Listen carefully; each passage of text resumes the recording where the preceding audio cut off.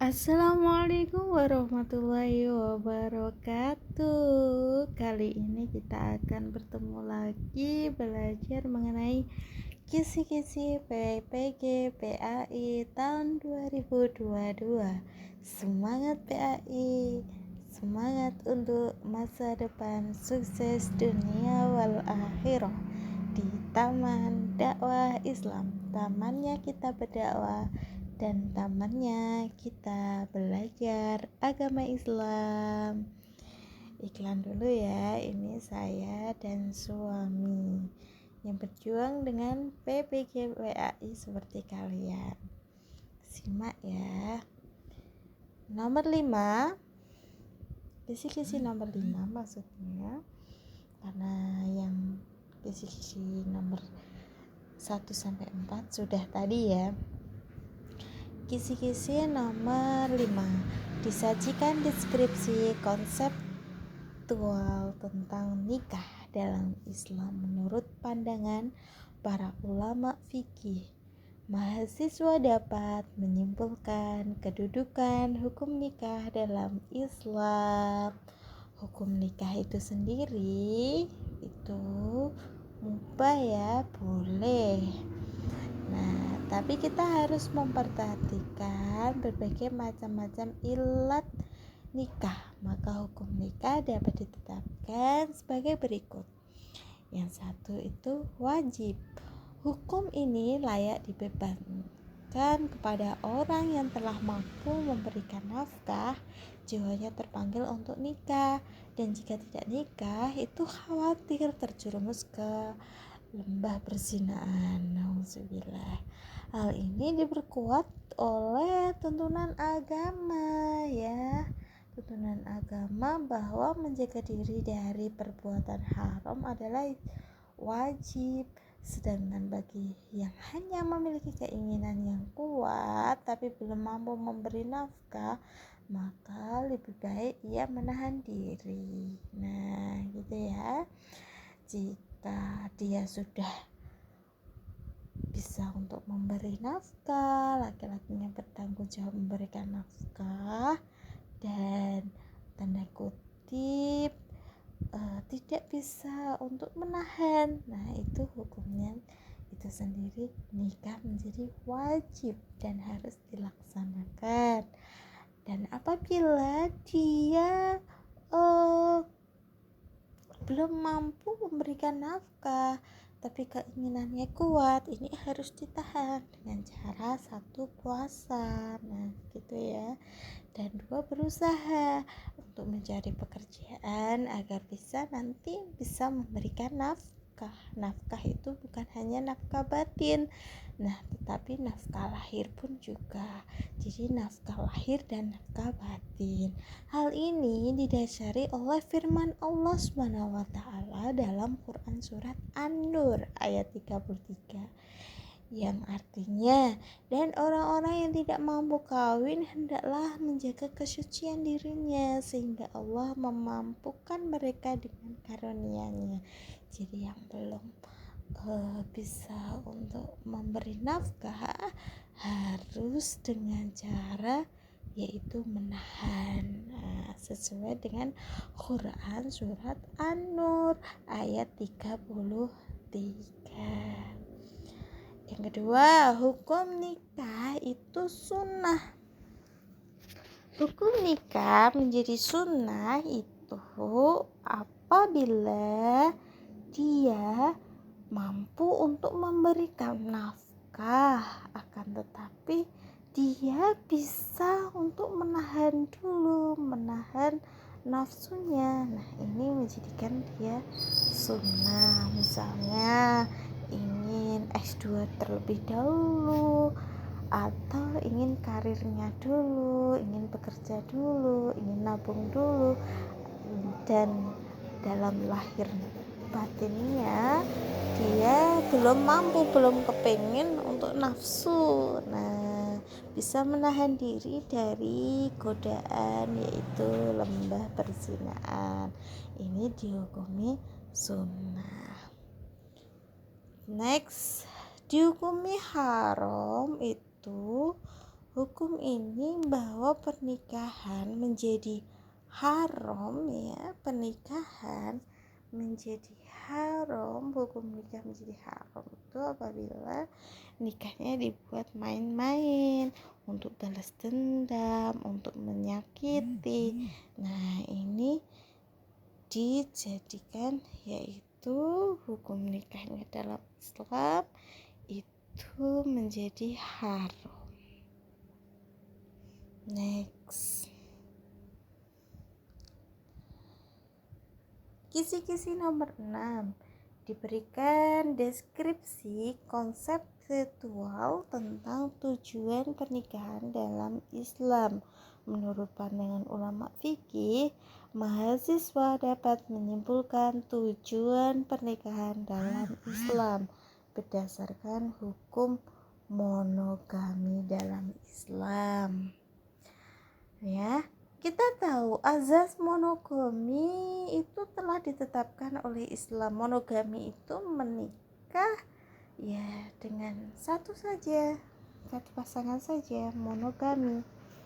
Asas monogami telah ditetapkan oleh Islam sejak 15 abad yang lalu sebagai salah satu asas perkawinan dalam Islam.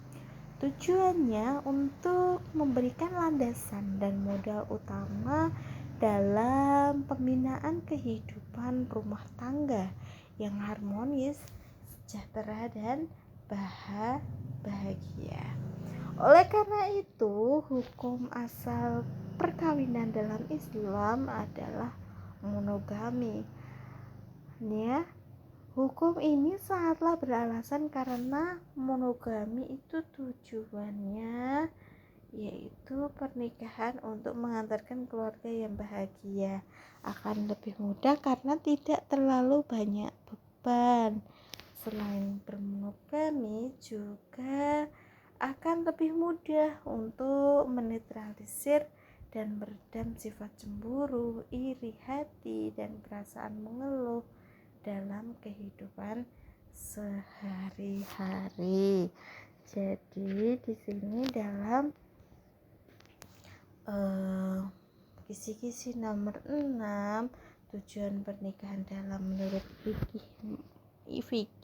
di sini, pernikahan itu untuk menjaga keharmonisan agar bahagia. Jadi pernikahannya ini adalah menggunakan azas monogami, yaitu agar tidak terlalu terbeban dan tidak ada rasa cemburu. Nah, gitu kan wanita kan tidak mau kan diduakan. Nah, gitu sakit sekali, ya kan. Nah, ini jadi kita belajarnya tidak sepaneng gitu ya, kita kayak berimajinasi, tetapi dengan berimajinasi otak kita dibawa dari kisi-kisi ini. Nah, gitu ya. Next, kisi-kisi nomor 7 juga masih tentang hukum pernikahan, yaitu disajikan deskripsi kasus dalam satu masyarakat tentang adanya seorang laki-laki yang beristri lebih dari satu, yaitu poligami. Nah, mahasiswa dapat menelaah persyaratan diperbolehkannya untuk berpoligami dalam ajaran Islam. Nomor 6 tadi kan sudah monogami ya. Nah, nomor 7 ini poligami. Mau nggak dipoligami? Nggak mau kan, ya kan? Nah, dalam poligami ini ceritanya diperbolehkan itu karena ada alasan. Alasannya itu bukan karena ingin gonta-ganti saja, terus ini menyakiti, bukan. Nah, di sini alasannya diperbolehkan poligami itu mencakupi, yaitu misalnya menurut Mahmud Syaltut, kenal nggak dengan Bapak Mahmud Syaltut? Gak kenal kan? Ayo dicari kenalan, wajahnya gimana. kepo. Bahwa pada asalnya Islam itu memerintahkan laki-laki untuk beristri satu, boleh beristri lebih dari satu jika dipandang darurat. Apa yang dimaksud dengan darurat tersebut? Menurut Yusuf Qaradawi, kondisi darurat yang dengannya seorang laki-laki diperbolehkan berpoligami adalah sebagai berikut. 1. Ditemukan seorang suami yang menginginkan keturunan, akan tetapi ternyata istrinya tidak dapat melahirkan anak disebabkan karena mandul atau penyakit. Ya Allah, semoga kita semuanya mendapatkan keturunan, amin, agar tidak dipoligami ya.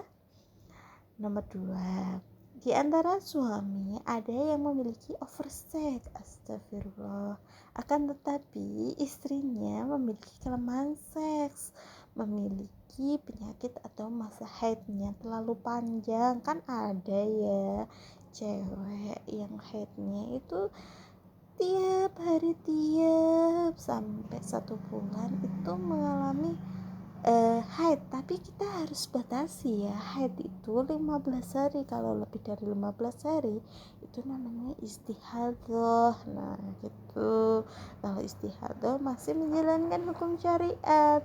Kalau mens itu tidak boleh menjalankan hukum syariat Islam, yaitu dalam tanda kutip ibadah sholat, ibadah untuk mengaji Al-Quran, ibadah lainnya dalam tanda kutip adalah jima, pada layaknya hubungan suami istri itu loh. Nah yang ketiga, jumlah wanita itu lebih banyak dibanding jumlah laki-laki. Yang wanita tidak kumanan ya dalam laki-laki di sini, sehingga diperbolehkan untuk berpoligami. Tapi dalam poligami, dari keseluruhan syarat yang diperbolehkan tadi, yaitu laki-laki yang adil dalam menafkahi lahir dan batin semua istrinya. Dalam batasan dalam Islam, dalam poligami itu maksimal 4 saja, jangan lebih-lebih loh. 4 saja, tapi 1 lebih baik ya bapak-bapak, ibu-ibu. Terus next, masih dalam kisi-kisi nomor 8. Dalam kisi-kisi nomor 8 diberikan narasi kasus di satu daerah terkait adanya nikah mut'ah yang dilakukan oleh laki-laki dengan perempuan setempat. Mahasiswa dapat menyimpulkan hukum nikah mut'ah dalam ajaran Islam. Kita tahu nikah mut'ah itu sangat merugikan kan Bapak Ibu. Nikah mut'ah itu adalah nikah kontrak. Nah itu tidak boleh ya Bapak Ibu. Kebolehan hukum nikah mut'ah itu hanya pada zaman Nabi. Kita tahu ya nikah mut'ah itu apa. Kita cari terlebih dahulu, nikah mut'ah itu apa ya. Sebentar.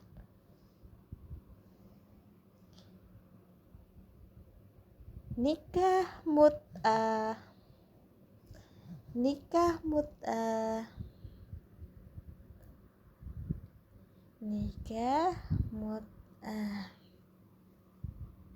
Nah, nikah mut'ah itu adalah nikah kontrak ya Bapak Ibu, yang saya jelaskan tadi, bahwa nikah mut'ah itu nikah kontrak atau lebih dikenal dengan istilah kawin kontrak, adalah pernikahan dalam tempo masa tertentu. Menurut mazhab Syiah, nikah mut'ah adalah pernikahan dalam masa waktu yang telah ditetapkan, dan setelah itu ikatan perkawinan itu sudah tidak berlaku lagi. Nah gitu ya.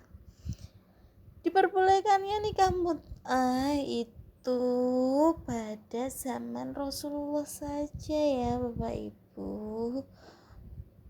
bukan zaman sekarang. Nah Kalau di film-film itu film saja ya, tapi nikah mut'ah itu adalah merugikan, ya enggak merugikan kan? Masa habis mandi spa dibuang, tidak mau kan? Nikah mut'ah itu nikah kontrak berapa tahun, nah seperti itu. Emangnya kontrakan rumah.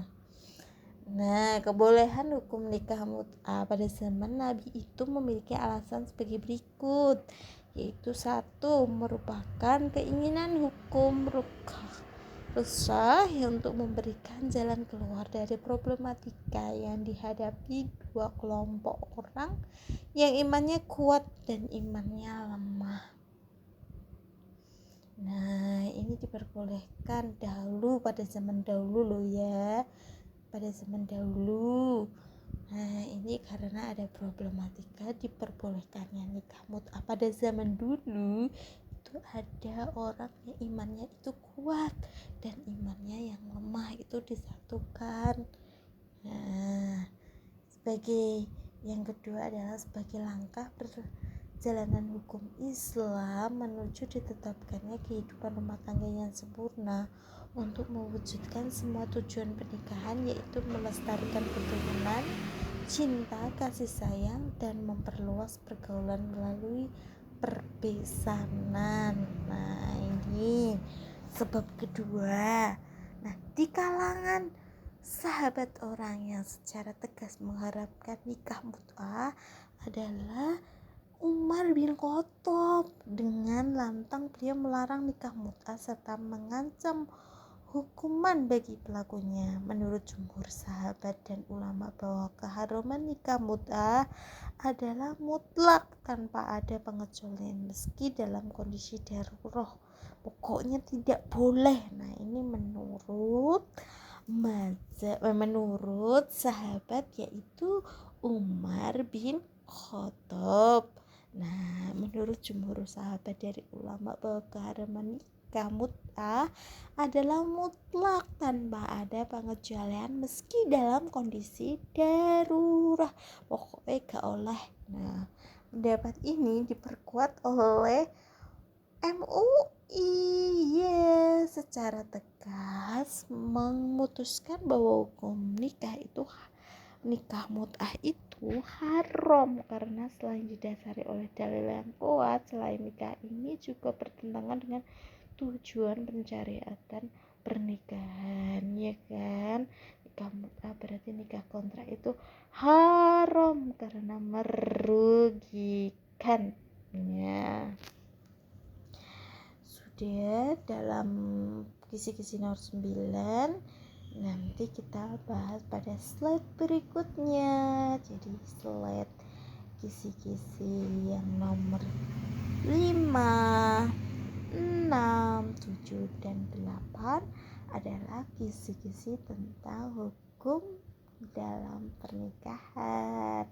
Semoga kita dalam yang sudah menikah, semoga keluarganya sakinah mawaddah warahmah barokallah, amin. Dan yang belum masih jomblo, semoga segera diberikan jodoh yang tepat sasaran, yaitu jodoh yang semakin kita dekat kepada Allah, amin ya robbal alamin.